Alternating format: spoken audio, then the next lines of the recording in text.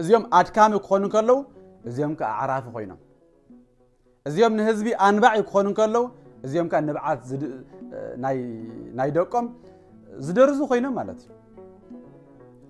ዳግማው ሙሴ ኮይኖም ዝመርሑና ዘለው حقኛ አቦ ቁኑ አቦ አቡነ ሽኖዳ ሙሴ ሊቅ ለይሶልሁ ሙሴ ሊቅ ለይሶልሁ በስመ አብ ወወልድ ወመንፈስ ቅዱስ አሐዱ አምላክ አሜን። ኣብ ዝተፈላለየ ክፍለ ዓለማት እትርከቡ ናይ እግዚአብሔር ቤተሰብን ናይዛ ቻናል ተኸታተልቲ ዝኾንኩምን ሰላም እግዚአብሔር ምስ ኩላኻትኩም ይኹን። ብምቕጻል ሓደ መልእኽቲ ኣሎና ኣብዚ ቪድዮ ቀፂልኩም ክትሰምዕዎ ኢኹም ብጣዕሚ እዩ ዝገርም ስምዑሞ ወገናት መቸም ብጀይካ ውሕድ ዘይፈልጦ ንሱ እውን ምናልባት እንተሎ ማለት እዩ ኳኽ ክብል እንከሎ ብዛዕባ ገዛእ ርእሱ ስሙ እናፀውዐ ምዃኑ ዝጠፍኦ መን ክህሉ ይኽእል? ሕጂ ከዓ እቲ ንህንፃ ቅድስቲ ቤተ ክርስቲያን ኮነ ነቲ ብዋጋ ዝትመንን ዘይትመንን ሙሉእ ሃብታን ንብረታን ታቦቱ ማሕተሙ ሽመቱ ብቐንዱ እውን በዝን ካልእን ህይወት ገርሂ ምእመናታ ሰሪቕካ ድላይካ እናገበርካ ካብ ቤተ ክርስቲያን ታቦት ዝሰርቁ ካህናት መፅዮምና ኣለው ምባል ድርቅና ካብ ምዃን ሓሊፉ ነቶም እናፈለጡ ከም ብሃም እንስሳ ዝጉተቱን ሰዓብቶምን ከዓ ካብ ምጥባር ንመን ክእምን ይኽእል? ኣባ ሲኖዳ ከምኡ ድማ እቶም ተጎተቲ ሰዓብቶም እቲ ኣብ ኢድኩም ዘሎ ሃብትን ንብረትን ቅድስት ቤተ ክርስቲያን ኩሉ በታ ጥንታዊትን ሃዋርያዊትን ዝኾነት ኦርቶዶክስ ተዋህዶ ቤተ ክርስቲያን ኤርትራ እናተመራሕኹም ኣብ ትሕቲኣ እንከለኹም ብስማን ብናታ ዋንነትን ዝተጠርየ እዩ። ብተፈጥሮኣዊ ነፃ ፍቓድኩም ተጠቒምኩም ኣብ ገዛእ ርእስኹም ዝኾነ ውልቃዊ ዕላማ ክህልወኩምን ክትገብሩን ናይ ባዕልኹም መንገዲ ክትፈጥሩን መሰልኩም እኳ እንተኾነ ነቲ ተኣሚንኩምዎ ብውክልና ዝተሸምኩምሉ ካብ እትጠልሙ ግና ብገንዘብ ዝትመን ኮነ ዘይትመን ናይ ቅድስት ቤተ ክርስቲያን ንብረታን ሃብታን ኩሉ ወግዓዊ ርክክብ ጌርኩም እዩ ክትወፁ ዝግብኣኩም ነይሩ። ኮይኑ ግን ሰብ ግዜ ኮይንኩም ንስኻትኩም ነቲ ንሕጊ ቤተ ክርስቲያን ኣፍልጦ ዘይህብ ልዕልና ከዓ ዘይኣምንን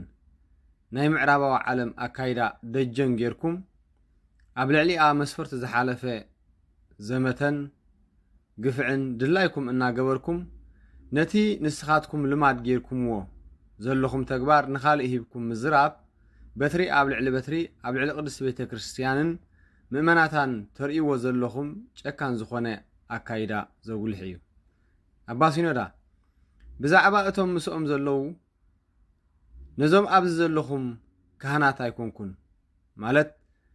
ንዓኻትኩም ኣይኮንኩን ሰረቕቲ ካብ ቤተ ክርስቲያን ታቦት ሰርቁ ዝብለኩም ዘለኹ ንስኻትኩም ቅዱሳን ኣቦታት ኢኹም ካብ ሙሴ ኣይትንእሱን ይብሉ። ብዛዕባ እዚ መልስና ሓፂር እዩ። ንዕውርቲ ኩሒልካን ሰላሊምካን ክትርኢ ምግባር ኣይከኣልን። ዓብዪ ነገሩ ግን ንበዓል ስልጣን ለኣኽዮምን መን ኪዱ ተፃረፉ ይብሎም ከም ዘሎን ግና ንጹር መረዳእታን መልስን ወሲድናን ኮይንናን ኣሎ። ኣባ ሲኖዳ ንስኹም ነቶም ኣብ ትሕትኹም ዘለዉ ካብ ሙሴ ኣይትንእሱን ኢኹም ሙሴ ኢኹም ቅዱሳን ኢኹም ኢልኩም ናይ ጥበራ ቃል ንዕኦም ዘይግባእ ስያመ ክትብዎም ከለኹም ንሶም ድማ ከምኡ ተመሳሳሊ ሰብ ዝበሎ ዒዘው ክስዕ ነቲ ንስኹም ዝበልኩሞ ደጊሞም ዳግማዊ ሙሴ ንስኹም ኢኹም ከዓ ይብልኹም ኣለዉ። ኣብዚ ነቲ ዘይኮንኩሞ ክትኮኑ ኢልኩም ፃዕርታት ምግባርኩም ምስተውዓሊ ሃብኩም ዘለኩም ናይ ርእሰ ምትሓት ስቃይ ዘርኢ እዩ። ስለዚ ንቤተ ክርስቲያን ኣይተድምዩ ምእመናታ ኣይትዕንቅፉ ሰማዕትና በዝን ካልእን ተደናጊርና ካብታ ጥንታዊትን ሃዋርያዊትን ዝኾነት እምነት ከምኡ ድማ ካብታ ወሊዳ ዝዕብየናን ብዙሕ ሰናያት ዝረኸብናላን ቅዱስ ቤተ ክርስቲያን ከይንወፅእ እናተላበና ኣብ ዝቕፅል ክሳዕ ንራኸብ ሰላም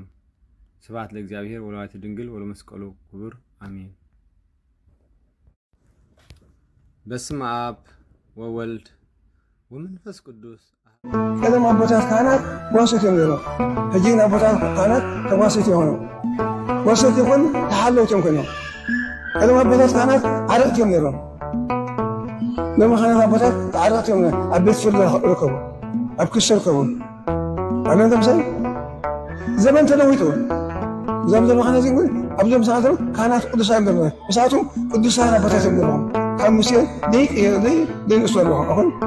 أفكار ذي هنا تابوت سوق خانات من دلونا تابوت سوق دخول خانات يبصنا دلو خبرت إنسان تابوت سوق دخول خانات فريقنا لنا أبز حل في الجزية أب تورنتو استجبره حار نجر نيرو نسون نابيت الجزية أبير نابوش تاعت يوم